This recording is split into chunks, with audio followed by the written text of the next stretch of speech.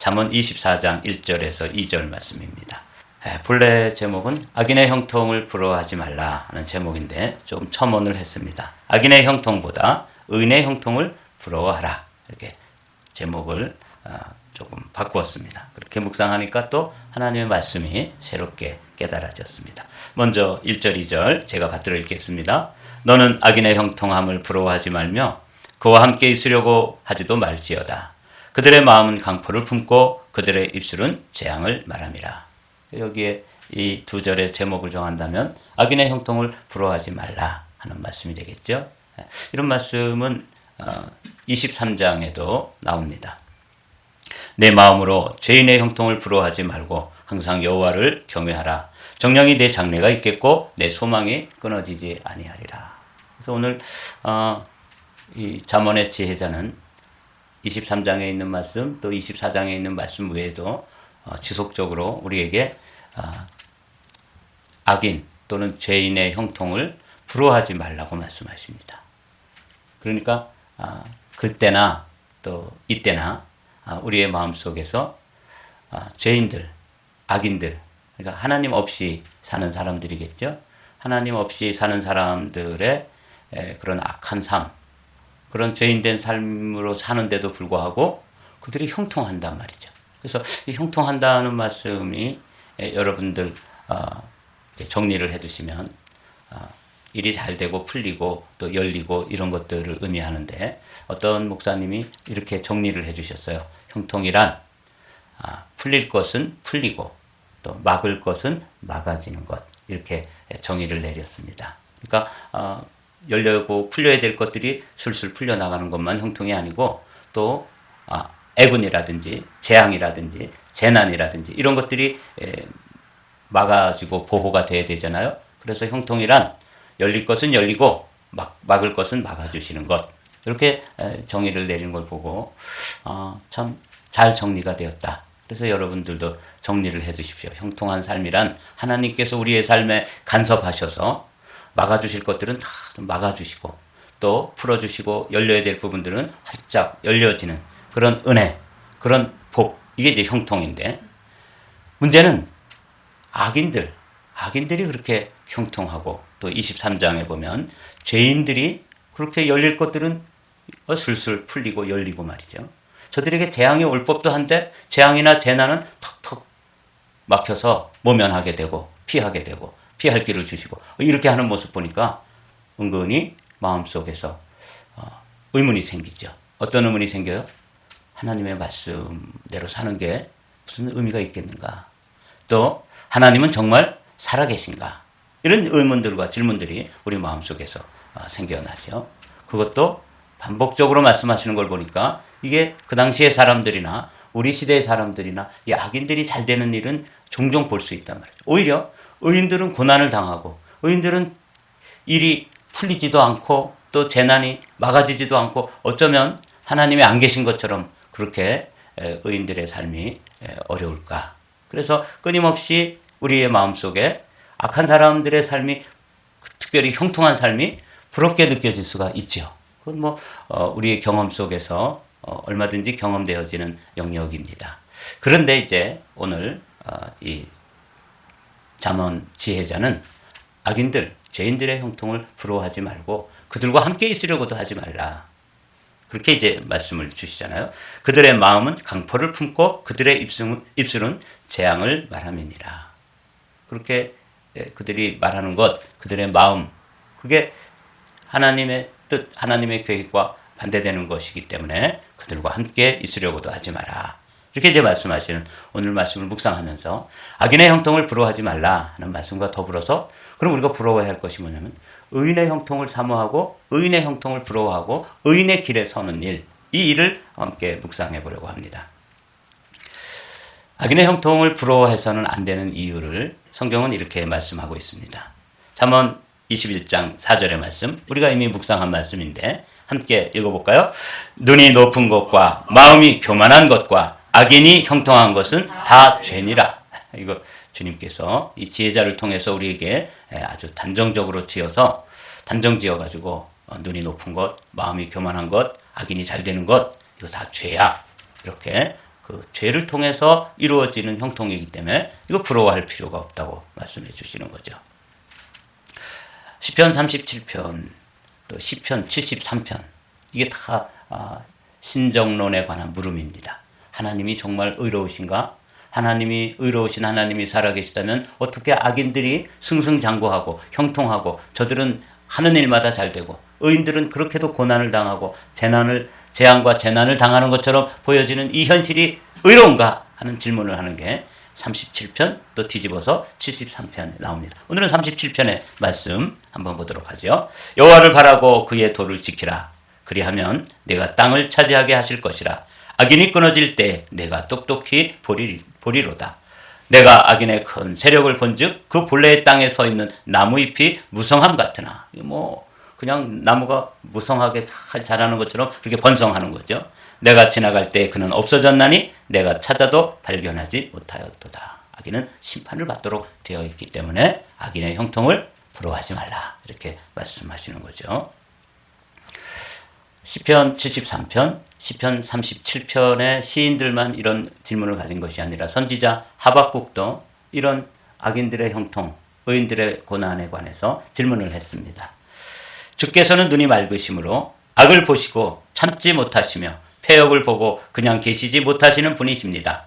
그런데 어찌하여 배신자들을 보고만 계십니까? 악한 민족이 착한 백성을 삼키어도 조용히만 계십니까? 이렇게 민족적으로 당하는 그 큰 대국으로부터 그 외부의 세력이 이 작은 이 하나님의 백성들을 쳐들어와서 짓밟는 이런 불의한 현실을 바라보면서 하나님이 왜 보고만 계십니까? 주님이 좀 손을 써야 되는 거 아닙니까? 이러면서 이제 하나님에 대해서 좀 불편스러운 마음으로 항의의 질문을 드렸죠. 여기에 대한 하나님 여호와 하나님의 답변입니다. 여호와께서 내게 대답하여 이르시되 너는 이 묵시를 기록하여 판에 명백히 새기되 달려가면서도 읽을 수 있게 하라. 이 묵시는 정한 때가 있나니 그 종말이 속히 이르겠고 결코 거짓되지 아니하리라. 다 같이 읽습니다.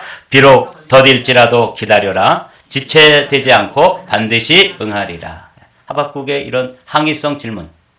좀 불편한 마음으로 아니 하나님께서 다 보고 계시고 특별히 악한 사람들의 그 악한 행동에 대해서는 눈뜨고 못 보시는 의로우신 하나님이 어떻게 그냥 버려두십니까? 이러면서 하나님에 대해서 강력하게 좀 질문을 항의를 하는 그런 질문을 드렸을 때 하나님께서 대답은 뭐예요? 정한 때가 있다. 그 때가 되면 반드시 심판이 이루어질 것이다. 이게 이제 우리에게도 주시는 말씀이죠. 잠언서 기자만 악인의 형통을 부러워하고 또 시인들 그리고 또 이 하박국과 같은 선지자만 이런 질문을 가지고 이런 의문을 가지고 몸부림쳤던 게 아닌 것이죠. 우리도 사실 이러한 의문이 있고 또 이런 문제 때문에 신앙에 대해서 회의가 들고 그럴 수 있잖아요. 그럴 때 지혜자는 악인의 형통을 부러워하지 말라. 다 때가 있다. 정한 때가 있어서 그 때가 되면 하나님께서 그 행한 대로 다 심판하신다. 이게 이제 악인의 형통을 부러워하지 말라고 하는 말씀으로 우리가 첫 번째 말씀을 나눈 것입니다.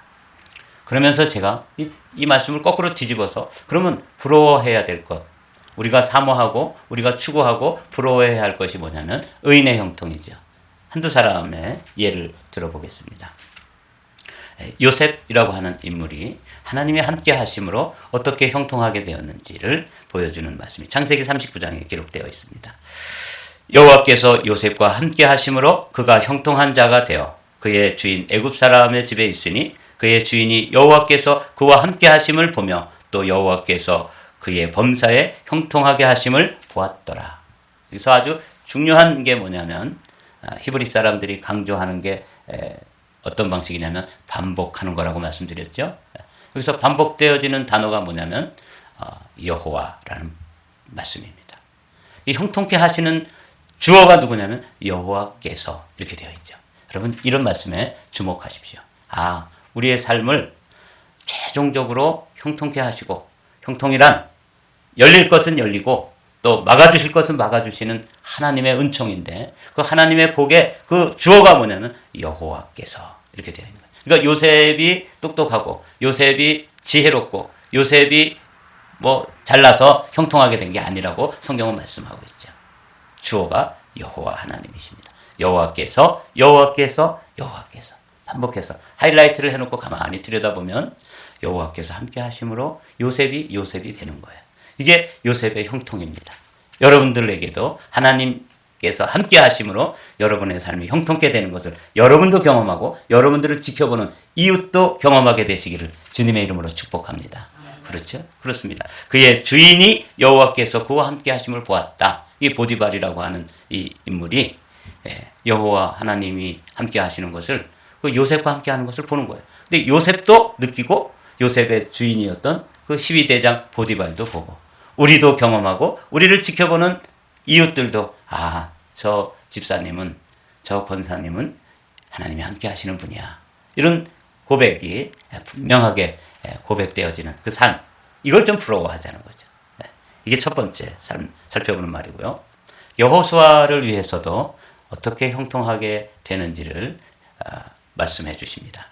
오직 강하고 극히 담대하여 나의 종 모세가 내게 명령한 그 율법을 다 지켜 행하고 우로나 좌로나 치우치지 말라. 그리하면 어디로 가든지 형통하리니 이 율법을 내 입에서 떠나지 말게 하여 주야로 그것을 묵상하여 그 안에 기록된 대로 다 지켜 행하라. 그리하면 내 길이 형통하게 될 것이며 내가 평탄하게 될 것이며 내가 형통하리라. 이렇게 말씀하시죠.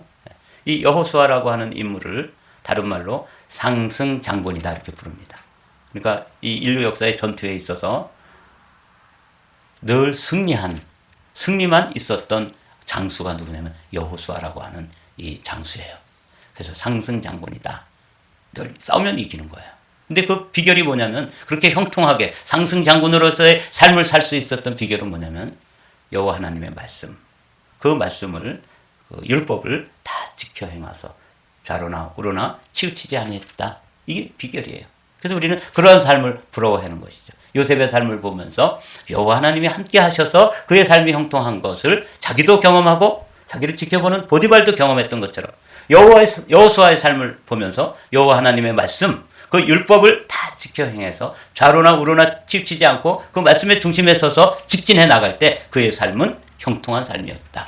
이렇게 기록되어 있지 않습니까? 그래서 우리도 이제 이런 것을 부러워하는 거죠. 이런 것을 사모하고 이런 것을 copy and paste. 카피해가지고 우리 삶에 적용해서 따라하는 거죠.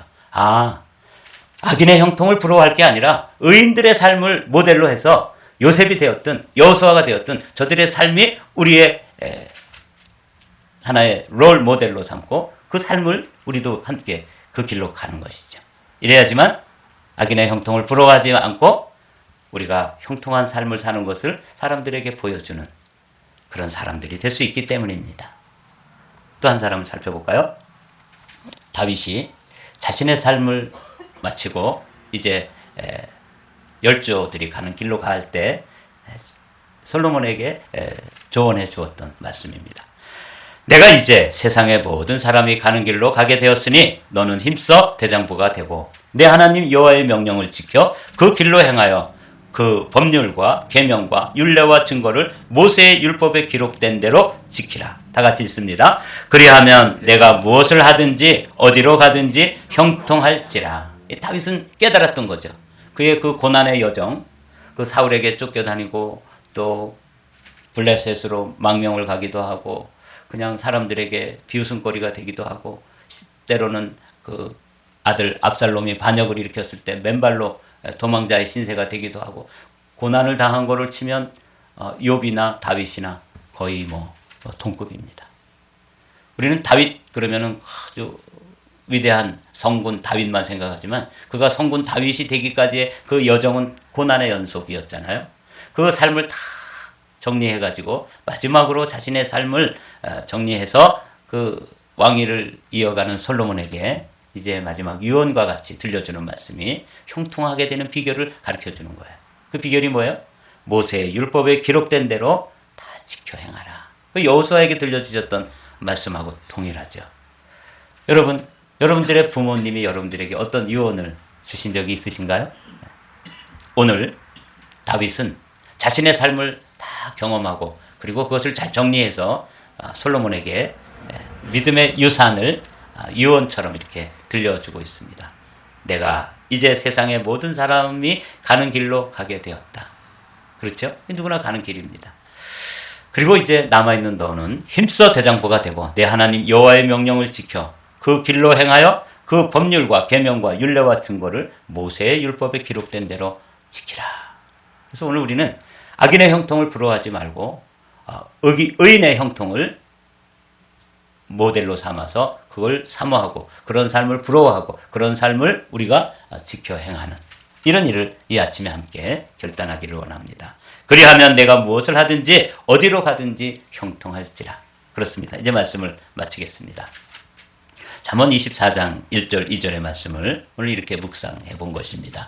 너는 악인의 형통을 부러워하지 말며 그와 함께 있으려고도 하지 말지어다. 악인이 잘 되니까 거기 가가지고 숟가락 얹어놓고 그와 함께 뭐 좀 다니면 고물이라도 좀 떨어질까 싶어서 거기에 조인하려고 하는, 거기에 합류하려고 하는 그런 마음이 우리에게 솔직히 있죠. 예. 그럴 때 주님께서는 지혜자를 통해서 그런 것에 관여하지도 말고 거기에 임발부하지도 말고 또 부러워하지도 말고 오히려 오늘 주신 말씀처럼 요셉 또 여호수아 또 솔로몬과 같이 하나님 말씀에 완전히 서서 좌로나 우로나 치우치지 않고 말씀에 직진하면 하나님께서 형통함으로 책임지신다. 이 오늘의 말씀입니다. 사랑하는 성도 여러분, 이 아침에 우리가 또 이 말씀을 마음에 잘 간직하고 또 이런 말씀으로 여러분 자녀들에게도 가르쳐 주십시오. 여러분들 자녀들이 모일 기회가 되면 특별히 이제 이렇게 연휴나 이럴 때 이제 모일 기회가 있잖아요. 그럼 자녀들에게 꼭 이런 말씀을 들려주십시오. 이건 지혜의 말씀입니다. 구원받은 자녀들이라 할지라도 지혜가 있어야 하는데 이 지혜의 말씀을 여러분 마음에 새기고 또 여러분의 자녀들에게도 또 나누어주는 복된 성도들이 되시기를 주님의 이름으로 축복합니다.